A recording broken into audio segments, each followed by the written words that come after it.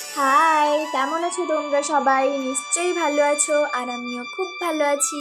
তো ভিডিওটা ছাড়তে একটু দেরি হয়ে গেল, তার জন্য আমি তোমাদের কাছে দুঃখিত।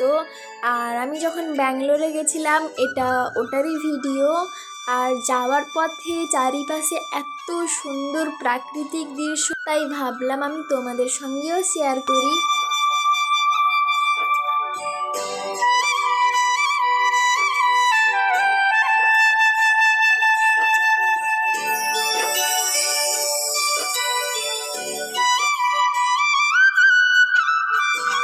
এত সুন্দর প্রাকৃতিক দৃশ্য দেখতে দেখতে ফাইনালি আমরা স্টেশনে তো পৌঁছে গেলাম।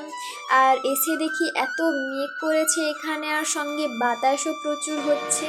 আর বলতে বলতেই আমাদের ট্রেনও চলে এলো।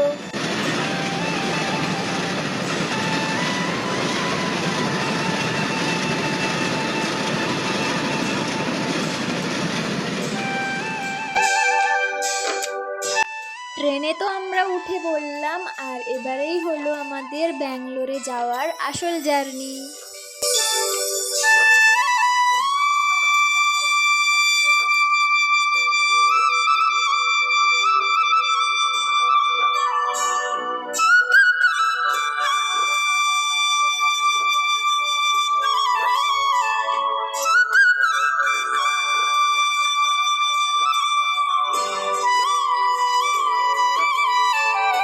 এত সুন্দর প্রাকৃতিক দৃশ্য দেখতে দেখতে প্রায় সকাল পেরিয়ে দুপুর হয়ে গেছিল। আর বাড়ি থেকে যেহেতু আমরা 10টার সময় বেরিয়েছিলাম, তাই জন্য জলদি জলদি খাওয়া দাওয়া হয়ে গেছিলো।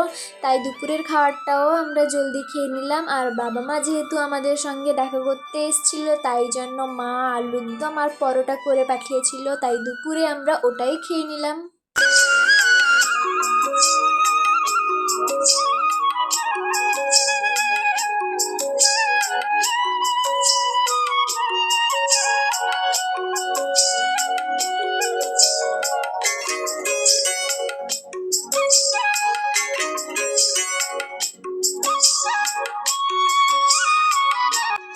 আর বলতে বলতেই প্রায় সন্ধ্যা হয়ে এলো। আর পরের দিন সকালে আমরা খেয়েছিলাম এই মশালা ছোলা, তারপরে খেয়েছিলাম চাউমিন। আর তোমরা ভাবছো যে এরই মধ্যে সকাল? হ্যাঁ হ্যাঁ, কারণ এত ক্লান্ত হয়ে গেছিলাম যে রাতে আর ভিডিও করা হয়নি, ঘুমিয়ে পড়েছিলাম। আর উঠে যখন দেখি ওই যে সকাল হয়ে গেছে।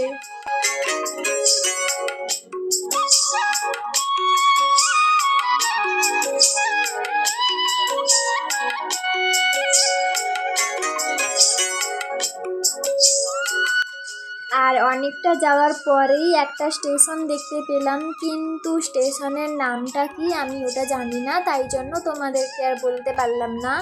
আর এত কিছুর মাঝেই তো তোমাদেরকে বলাই হয়নি যে ব্যাঙ্গালোরে আমরা কে কে যাচ্ছি। আমি, আমার হাজব্যান্ড, আর ওর খুব কাছের বন্ধু বলতে পারো, ওর বেস্ট ফ্রেন্ড। আর বলতে বলতেই তো দুপুর হয়ে গেছিলো, তাই জন্য দাদা সবার জন্য বিরিয়ানি অর্ডার দিয়েছিল।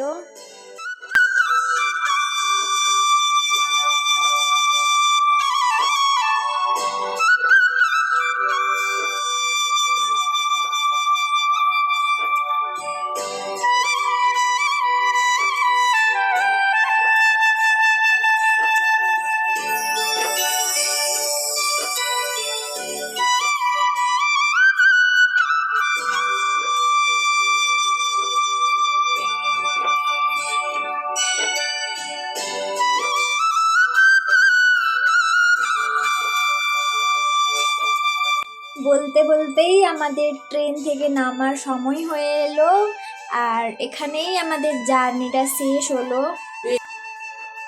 ট্রেন থেকে নেমেই তো আমরা গাড়ি বুক করে রুমের দিকে রওনা দিলাম।